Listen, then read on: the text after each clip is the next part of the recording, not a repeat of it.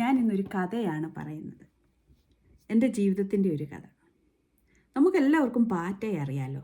നമുക്ക് ആർക്കും പാറ്റയൊന്നും അങ്ങനെ പേടിയില്ല. കാരണം അത് പാമ്പിനെ പോലെ വളഞ്ഞു കുത്തി കടിക്കാനും വിഷം ഇറക്കാനും ഒന്നും വരത്തില്ല. ചിലർക്കൊക്കെ അലർജി ഉണ്ടെന്നുള്ളത് ശരിയാണ്, കോക്രോച്ച് അലർജീസ്.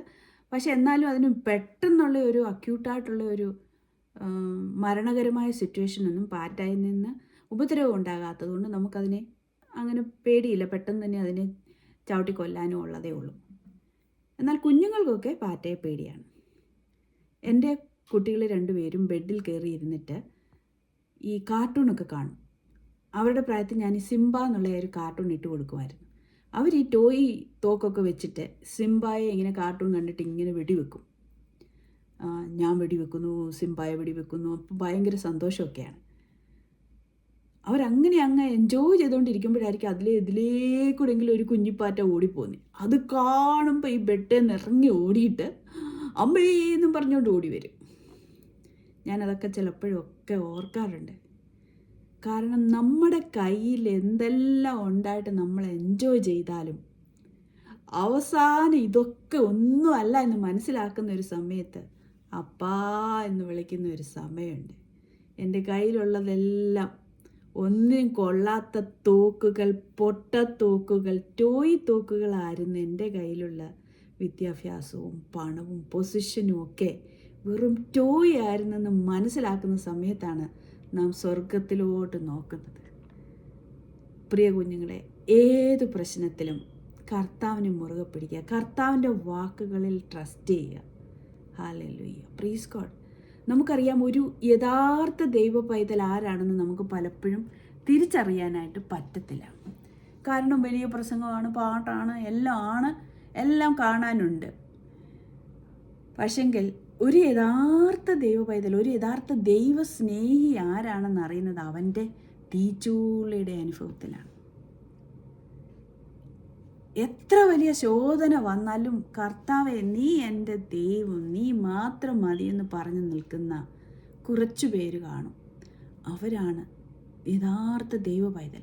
അവർ കർത്താവിനെ വ്യക്തിപരമായിട്ട് അറിഞ്ഞവരാണ്, കർത്താവിനെ നേരിട്ട് കണ്ടതാണ്. കർത്താവിനെ അനുഭവിച്ചറിഞ്ഞ മക്കൾക്ക് കർത്താവിനെ വിട്ടുപോകാൻ പറ്റത്തില്ല. നമുക്കറിയാം ജോസഫിന് ദർശനം കണ്ടു. യഹോവയിൽ നിന്നുള്ള ദർശനം കണ്ടിട്ട് 1 അല്ല 2 അല്ല 3 അല്ല, അങ്ങനെ നമുക്കറിയപ്പെട്ടതായിട്ട് 3 ദുരനുഭവങ്ങൾ ജോസഫിനുണ്ട്. അപ്പോഴും ജോസഫ് പിറുപിറുക്കാതെ ആ ദൈവപാദത്തിലിരുന്നു. നമുക്ക് പത്രോസിനെ അറിയാം, എന്നെ ഒന്ന് തല കീഴായിട്ട് അങ്ങ് കുഴിച്ചാൽ മതിയെന്നാണ് പറയപ്പെടുന്നത്. യോഹന്നാൻ അപ്പോസ്തലനെ അറിയാം, ആ പത്മോസിൻ്റെ ദ്വീപിൽ ഒറ്റപ്പെട്ട് കിടന്നത്. അപ്പോഴും ആ മാറിലെ സ്നേഹം എനിക്ക് മതി, ഈ പാമ്പുകളുടെയും ഈ ദ്വീപിൻ്റെയും വെള്ളമില്ലാത്ത അവസ്ഥകളുടെയും ഒക്കെ നടുവിലും എനിക്ക് ആ സ്നേഹം ഉണ്ട് എന്ന് തിരിച്ചറിഞ്ഞ ഒരു അപ്പോസ്തലൻ. അതാണ് യഥാർത്ഥ ദൈവ പൈതൽ. Hallelujah, praise God. അതാണ് ഒരു റിയൽ ചൈൽഡ് ഓഫ് ഗോഡ്. പ്രതികൂലത്തിൽ ദൈവം എന്താണെന്ന് അവനറിയാം, അവൻ്റെ കൂടെ ദൈവമുണ്ടെന്ന് അവനറിയാം. മറ്റതൊക്കെ എങ്ങനെയാണെന്നറിയാമോ? ഊതി വീർപ്പിച്ച ബലൂൺ പോലെയാണ്. ഒരിക്കൽ ഒരാൾ സ്റ്റേജിൽ നിന്നിങ്ങനെ പ്രസംഗിക്കുകയായിരുന്നു. ഞാനോർത്ത് ഭയങ്കര പ്രസംഗം, ഭയങ്കര കയ്യടിയും ഒരു പ്രകോപിപ്പിക്കുന്ന രീതിയിലുള്ള പ്രസംഗങ്ങളൊക്കെ ഉണ്ടല്ലോ. അങ്ങനെ പ്രസംഗിച്ചുകൊണ്ടിരുന്നപ്പോൾ ദൈവത്തിൻ്റെ ആത്മാവ് എന്നോട് പറഞ്ഞു, ഇത് ഊതി വീർപ്പിച്ച ബലൂണാണ്. ഊതി വീർപ്പിച്ച ബലൂൺ എന്ന് പറഞ്ഞാൽ അറിയാലോ, അതിനകത്തൊന്നും ഒന്നുമില്ല, പൊള്ളയാണ്. വേറൊരിക്കൽ സ്റ്റേജിൽ നിന്ന് ഭയങ്കര ശബ്ദത്തിൽ, ഭയങ്കര ഉത്സാഹമായിട്ട് ഒരാൾ പ്രസംഗിച്ചുകൊണ്ടിരുന്നപ്പോൾ ദൈവാത്മാവ് പറഞ്ഞു, ഇവന് ഔളാണെന്ന് പറഞ്ഞു. ഔളെന്ന് പറഞ്ഞാൽ നമുക്കറിയാം, ഇരുട്ടിൻ്റെ ജീവി. അപ്പോൾ നാം എത്ര വചനമെടുത്ത് ഉച്ചത്തിൽ പറഞ്ഞാലും, ഏതെല്ലാം ആംഗ്യം കാണിച്ച് ശരീരഭാഷകളൊക്കെ ഉണ്ടെങ്കിലും ദൈവത്തിൻ്റെ ആത്മാവിനറിയാം നാം എങ്ങനെയാണ് പറയുന്നത്. നമ്മുടെ ഉള്ളിൽ വല്ല ഉണ്ടോ, നമ്മുടെ ഉള്ളിൽ ആ ഒരു ബന്ധമുണ്ടോ, ആ റിലേഷൻ ഉണ്ടോ എന്ന് അറിയാൻ പറ്റും. അബ്രഹാമിനെ നോക്ക്.